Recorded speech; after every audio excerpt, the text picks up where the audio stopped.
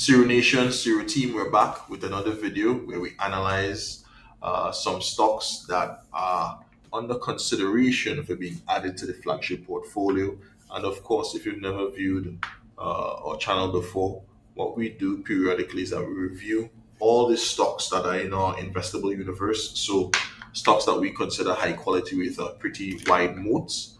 And of course, it's not always the best time to purchase even the best stock in the world. So what we try to do is find instances where they're undervalued, and of course, to use that, we use this handy tool called FastGraphs, which allows us to visually analyze a number of things around the valuation and the fundamentals of various companies, and helps us make that decision in terms of what to buy.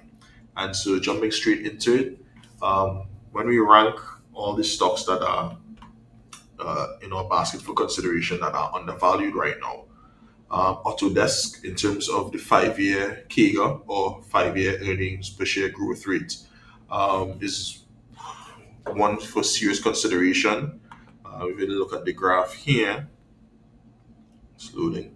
They've had a little bit up in the past couple of months or so, but I still need to do more research on this company before I decide to pull the trigger.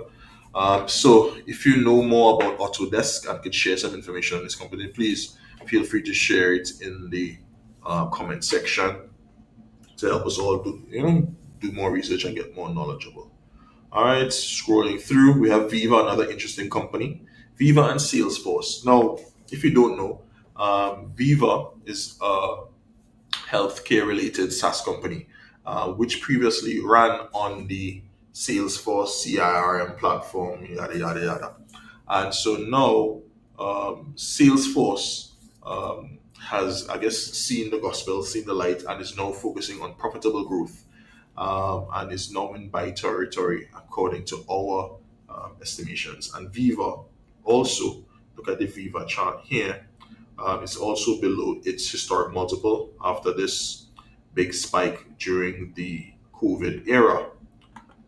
So those two companies are actually quite similar in terms of earnings per share growth over the past 5 years. And it's just so interesting that they have um, history together, those two companies. All right, rolling through, we have Adobe, LVMH, Ulta Beauty. Of course, we've touched on them before.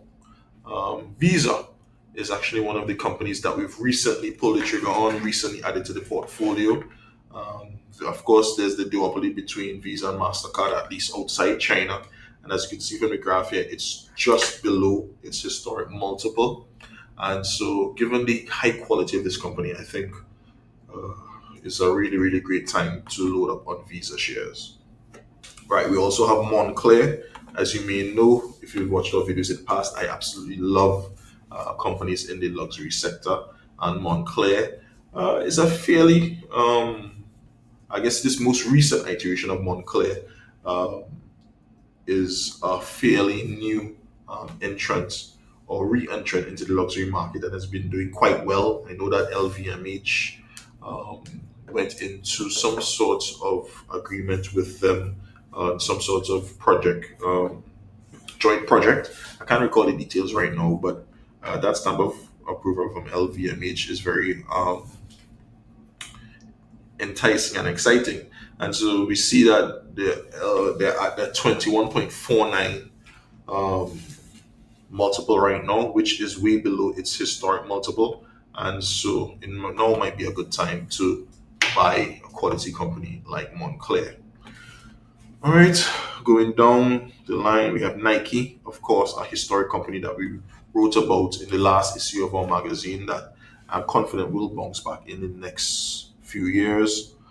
They've changed CEO recently, but when exactly that turnaround will happen, I'm not exactly sure. So might consider playing it with um, options.